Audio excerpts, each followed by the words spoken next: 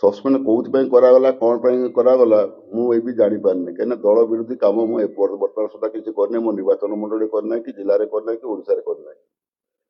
ମୁଁ ତ ହଉଛି ଦଳର ହଉଛି ବିରୁଦ୍ଧରେ କୋଉଠି ଆଲୋଚନା କରିନି। ଏବେ ହଉଛି ରିସେଣ୍ଟଲି 13 ତାରିଖ ଦିନ ଗୋଟେ ହଉଛି ମିଟିଂ ହେଇଥିଲା କେଉଁଝରରେ। କେଉଁଝର ହଉଛି ଜିଲ୍ଲାର ବିକାଶ ପାଇଁ ହଉଛି ଆଉ କହିଥିଲେ ଯେ ବିକାଶ ହଉଛି ମାନେ ହଉଛି ଆଜ୍ଞା ବିକାଶ ଭିତରେ କ'ଣ କହିବା ପାଇଁ ଚାହାନ୍ତି। ମୁଁ କହିଲି ଯେ ବର୍ତ୍ତମାନ ଯୋଉ ମୁଖ୍ୟମନ୍ତ୍ରୀ ସିଏ ତାର ହଉଛି ବିକାଶ ଧାରାକୁ ନେଇଛନ୍ତି, ଯଦି ଖାଲି ତ ହଉଛି ମାନେ ଭିତ୍ତିପ୍ରସ୍ତର ସ୍ଥାପନ କରିଦେଲେ ହଉଛି ହେଇଯିବନି। ଭିତ୍ତିପ୍ରସ୍ତର ସ୍ଥାପନ ଯଦି ମୂଲ୍ୟ ରଖିବେ, ଯଦି ହଉଛି କାମ କରିବେ, ତେବେ ଜିଲ୍ଲାର ବିକାଶ ହେବ। ଯଦି ନ କରିବେ ଜିଲ୍ଲାର ବିନାଶ ହେବ। ଏ ବାବଦରେ ମୁଁ କହିଥିଲି। ଏବଂ ହଉଛି ମୁଁ କହିଲି ଆଉ ମଧ୍ୟ କହିଥିଲି, ଖାଲି ଭାଷଣ ମାଧ୍ୟମରେ କହିଲେ ହେବନି, ଭିତ୍ତିପ୍ରସ୍ତର ସ୍ଥାପନ ମାଧ୍ୟମରେ କହିଲେ ହେବନି। ଯଦି କାମ କରିବେ ଆଗାମୀ ଦିନରେ ଜଣା ପଡିବ।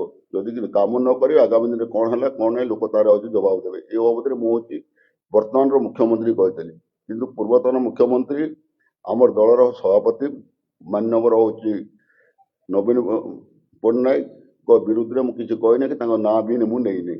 ଏବଂ ମୁଁ ଏହା କହିଥିଲି ଯେ ହଉଛି ଇଏ ବିଜେଡି ସମୟରେ ଗତ ହଉଛି ଦୀର୍ଘ ଦିନ ହେଲା କେଉଁଝର ଜିଲ୍ଲା ରାଜସ୍ୱ ଦେଉଛି, ଅଥଚ କେଉଁଝର ଜିଲ୍ଲାର କୌଣସି ବିକାଶ ହେଇପାରିନାହିଁ। ବିକାଶକୁ ସେମାନେ ଅବହେଳିତ କରିଛନ୍ତି, ଏଇଆ ମୁଁ କହିଥିଲି।